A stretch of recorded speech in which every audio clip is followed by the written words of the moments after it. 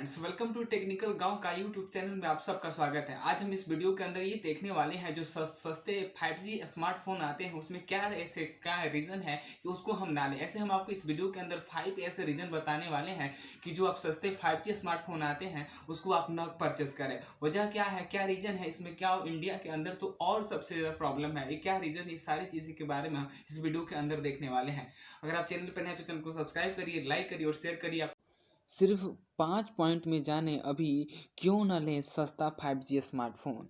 नीचे देखते हैं, लिखा हुआ है कि 2021 में आप जब भी फ़ोन लेने का मन बनाएंगे तब सबसे पहले मन में 5G फ़ोन का ख्याल आएगा। परंतु सवाल है कि क्या अभी 5G फ़ोन लेना सही है? क्योंकि जब से मुकेश अंबानी ने 2021 में 5G लेने की घोषणा कर दी है, तब से बाज़ार में 5G फ़ोन को लेकर हलचल काफ़ी बढ़ गई है।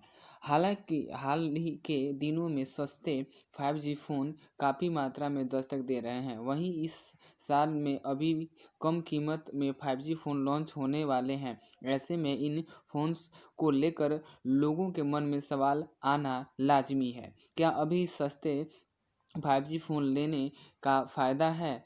तो चाहिए आपकी इन्हीं सवालों का जवाब हमने आगे देखें की कोशिश सिर्फ 5 पॉइंट में की है।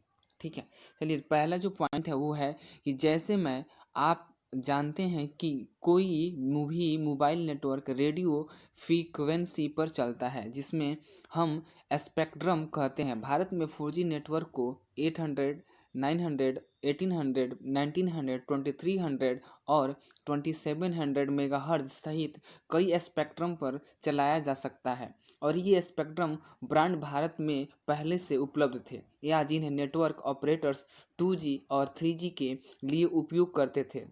इसी तरह 5G के लिए भी थर्ड जनरेशन पार्टनरशिप प्रोजेक्ट यानी 3GPP के स्पेक्ट्रम का स्टैंडर्ड निर्धारित किया है। लेकिन अब तक भारत में 5G के लिए स्पेक्ट्रम का ऑक्शन ही नहीं हुआ है या यूँ कहें तो स्पेक्ट्रम ही निर्धारित नहीं किया गया है। देख सकते हैं 5G टेक्नोलॉजी को यदि मैं डिफ़ाइन करने जाऊं तो बहुत समय लग जाएगा, लेकिन अभी आपको कम शब्दों में समझाने की कोशिश करता हूं। सबसे पहले सवाल 2017 के अंत में 3GPP के 5G के लिए स्टैंडर्ड को निर्धारित किया था, परंतु 2019 में जब 5G की पहली बार कमर्शियल लॉन्च किया गया तो 5G NR को प्रस्तुत किया गया।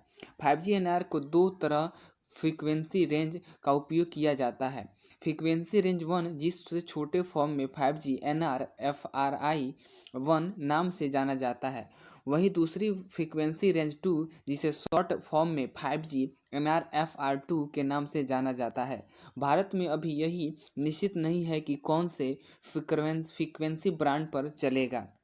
5G NR FR1 सब 6 हर्ज यानी कि 6000 मेगा हर्ज या उससे नीचे पर काम करता है। यानी फिलहाल में फ्रीक्वेंसी ब्रांड जो इसका ब्रांड है भारत में 2G 3G 4G के लिए यूज हो रही है, उसी फ्रीक्वेंसी पर 5G को चलाया जा सकता है।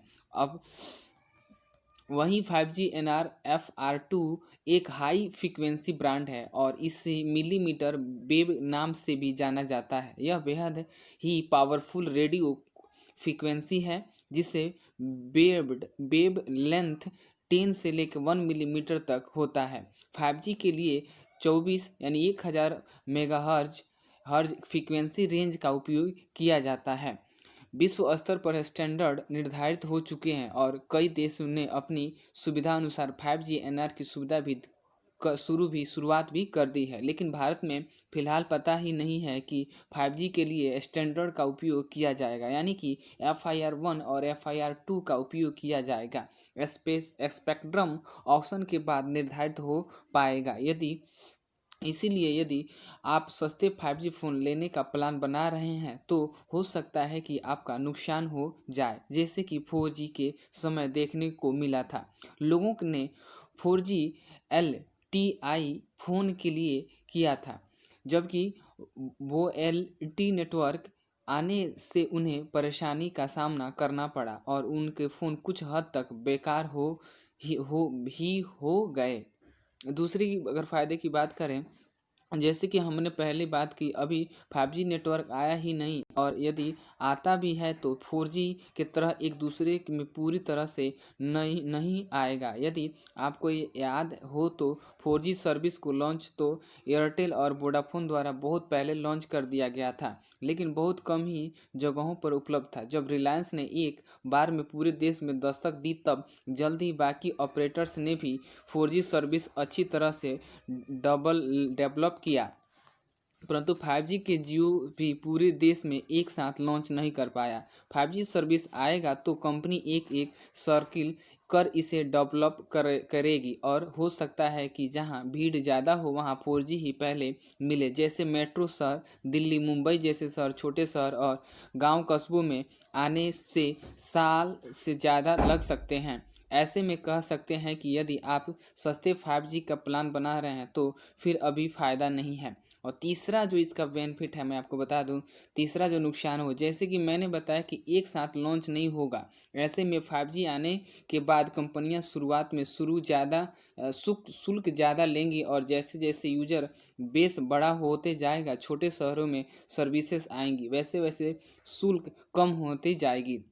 शुरुआती में 5G प्रीमियम चार्ज, जैसे कि मैंने बताया, ये हमने पढ़ लिया है, ठीक है।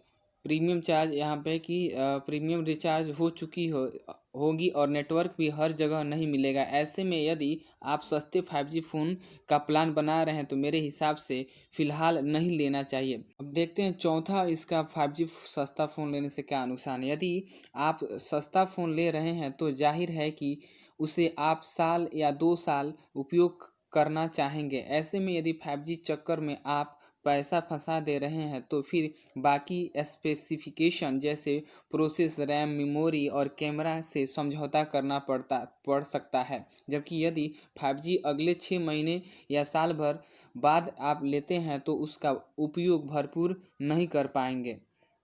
पांचवा और इसका देखते हैं नुकसान क्या है। यदि आप मिड रेंज में 5G फ़ोन लेते हैं तो स्पीड का मज़ा आएगा ही नहीं, क्योंकि जब तक 5G सर्विस भारत में दस्तक देगी और उसका डेवलपमेंट होगा, तब तक आपका आज का नया फ़ोन पुराना हो चुका होगा। आपके फ़ोन में स्पेसिफिकेशन पुराना हो जाएगा और टेक्नोलॉजी भी पुरानी हो जाएगी। कुल मिलाकर कहे तो 5G पर भी आपका पूरा स्पीड नहीं मिलेगा और 4G का ही एहसास होगा। ऐसे में मेरा सलाह यही होगा कि अभी 5G के नाम पर कुछ भी लेने से अच्छा है कि बेहतर 4G फ़ोन ले, जिससे भरपूर उपयोग कर सके। जब 5G सर्विस भारत में लॉन्च होगी और उसका डेवलपमेंट होगा, तब आज आज के प्रोसेस और रैम अपडेटेड हो जाएंगे। ठीक है, चलिए, अगर चैनल पर नए तो चैनल को सब्सक्राइब कर लीजिए, लाइक कर लीजिए और अपने दोस्तों के पास शेयर करिए। आपका बहुत बहुत धन्यवाद। Thank you.